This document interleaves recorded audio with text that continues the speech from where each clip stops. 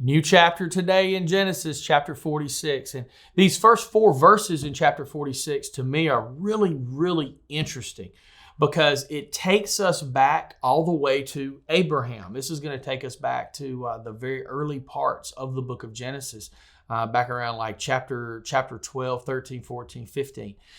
So I love that in these few verses here, we're connecting Abraham, Isaac, Jacob, and the sons of Jacob, Judah, Dan, Benjamin, Joseph, Levi, Reuben. We're connecting it all together. And I love that continuity that runs through Scripture. So it picks up in verse 1. It says, "So Jacob set out for Egypt with all his possessions. And when he came to Beersheba, he offered sacrifices to the God of his father Isaac. During the night, God spoke to him in a vision. 'Jacob, Jacob,' he called. 'Here I am,' Jacob replied. 'I am God, the God of your father,' the voice said. 'Do not be afraid to go down to Egypt, for there I will make your family into a great nation. I will go with you down to Egypt, and I will bring you back again. You will die in Egypt, but Joseph will be with you to close your eyes.'" So, beautiful way of saying, he would die there. You will close your eyes. So, a couple of things are important happening here with Beersheba. This was the southernmost point in the land of Israel, what we think of as the Promised Land.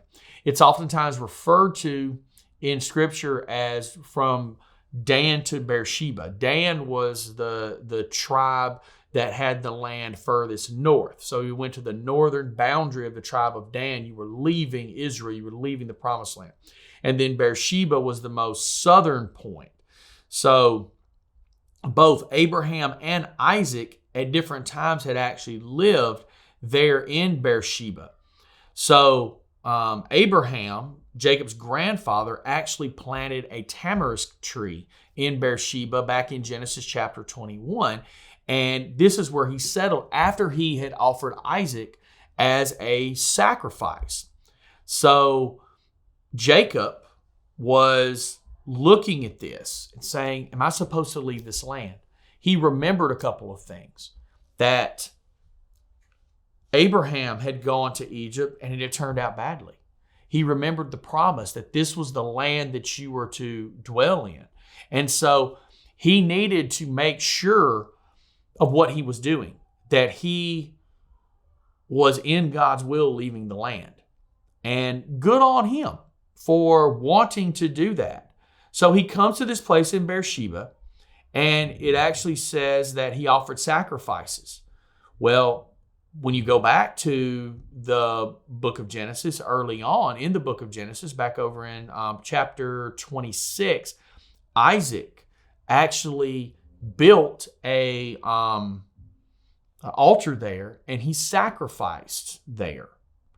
So he, I think, is sacrificing in the same place that his father did, in the same spot that his grandfather had lived. Maybe right there where that tree is at that Abraham himself had planted.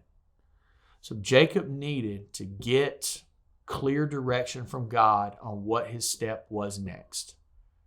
And I will talk about that step a little bit more tomorrow.